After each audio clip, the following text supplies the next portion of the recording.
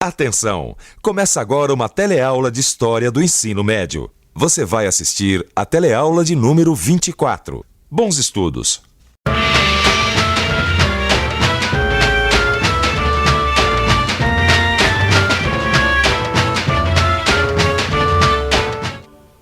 Olá! Nas nossas últimas teleaulas, você viu como os portugueses ocuparam e exploraram suas colônias na América Portuguesa. Mas você sabe que a América não foi colonizada apenas pelos portugueses. Espanhóis e ingleses também exploraram suas colônias. Mas será que todas as experiências coloniais na América foram iguais? Como agiam os ingleses? E os espanhóis? Como será que os espanhóis exploraram e ocuparam suas colônias? A colonização espanhola e inglesa na América é o tema desta teleaula. Você vai ver por que as coroas europeias transformaram suas colônias em áreas de exploração econômica exclusiva. Como essas colônias impulsionaram as economias das coroas. E, por fim, vai ver como algumas colônias inglesas na América do Norte conseguiram ficar à margem desse sistema. E atenção, que a nossa teleaula está começando agora.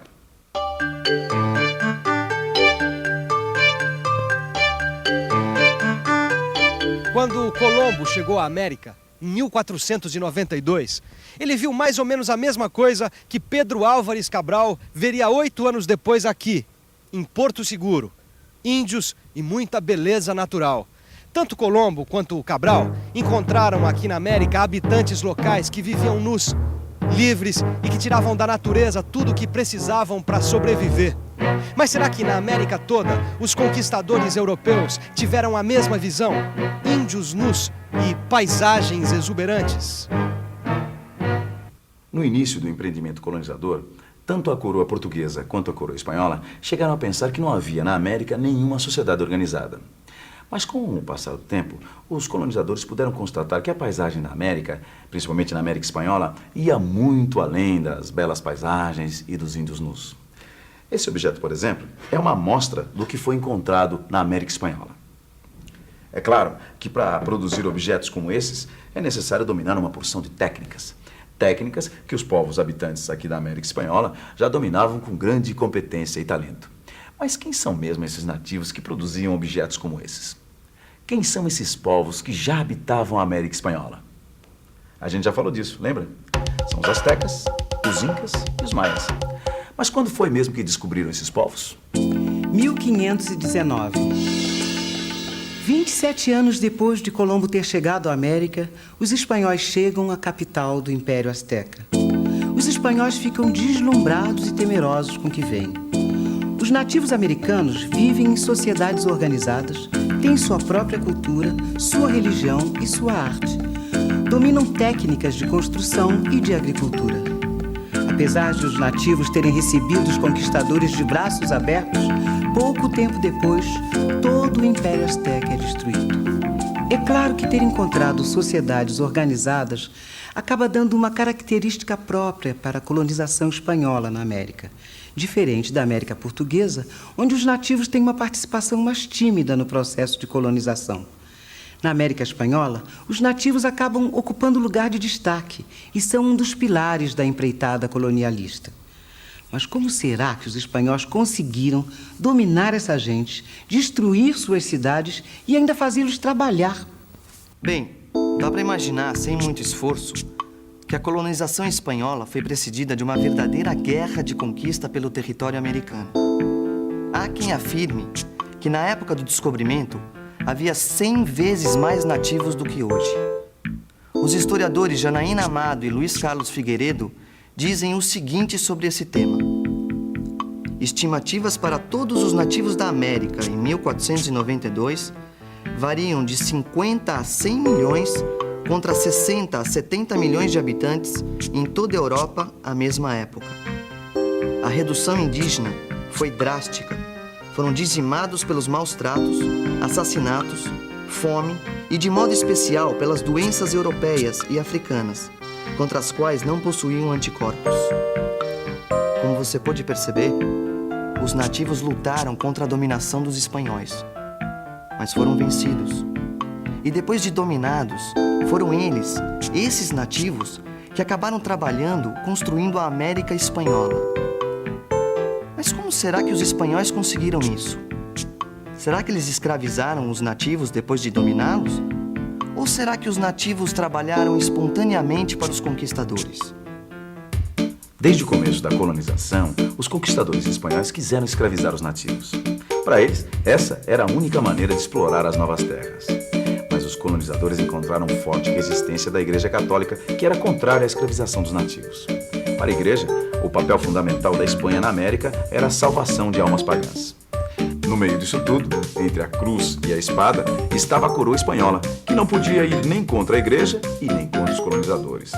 Para contornar a situação, a coroa espanhola acabou criando em 1513 uma lei chamada Guerra Justa. Observe que a escravidão, pura e simples, não era permitida. Mas populações nativas, consideradas hostis e que colocassem em risco os projetos da coroa espanhola, podiam ser escravizadas. E foi assim que um grande número de nativos foi feito escravo. De 1513 a 1540. Quase 30 anos depois de ter sido decretada, a lei da Guerra Justa é revogada e a escravidão é declarada inteiramente ilegal na América Espanhola. O fim da escravidão é em grande parte mérito da Igreja Católica, que durante esse tempo todo não deixa de pressionar a coroa espanhola. O fim da escravidão coincide com uma grande descoberta dos espanhóis na sua colônia. A descoberta das grandes minas de prata no Peru e no México. É o início da empresa mineradora na América Espanhola. Com a descoberta dos metais preciosos, mais uma vez o problema da mão de obra tem de ser enfrentado. Quem vai trabalhar nas minas? Quem vai extrair a prata? E o ouro, quem vai garimpar? Pensou nos nativos? Então acertou. Mas como fazê-los trabalhar? A escravidão é ilegal. A guerra justa não existe mais. A solução desta vez veio com o nome de recolhimento forçado de nativos. E o que é isso? Recolhimento forçado de nativos? Trata-se de uma exploração de mão de obra que já era praticada nos impérios Inca e Azteca, antes mesmo dos espanhóis chegarem na América. Na verdade, assim como a Guerra Justa, o recolhimento forçado de nativos é uma tentativa de contornar a legislação contrária à escravização dos nativos. Os religiosos, mais uma vez, são contra. Mas, a despeito das críticas e das denúncias, os nativos vão para as minas. E o trabalho deles, esse trabalho compulsório, acaba se tornando uma das peças fundamentais da empresa mineradora espanhola na América. Ou seja, sem o trabalho desses nativos, a história da colonização espanhola e, sobretudo, a atividade mineradora teria sido totalmente diferente. Mas como trabalhavam esses nativos? Como será que era o trabalho nas minas? Os historiadores Manuel Lelo Belotto e Ana Maria Martinez Correia pesquisaram o assunto e nos dizem o seguinte: o trabalho é duro. O índio passa 8 horas na mina, mas as dimensões da galeria só permitem 4 horas de trabalho por trabalhador. Não se deve acreditar que o trabalho forçado seja gratuito. Não é uma escravidão. O mitaio, isto é, o requisitado, tem direito a um jornal em prata com o qual deve alimentar-se.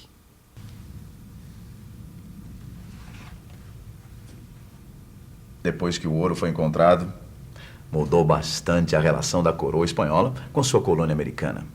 Agora, era preciso proteger as enormes quantidades de metais preciosos que estavam sendo extraídos.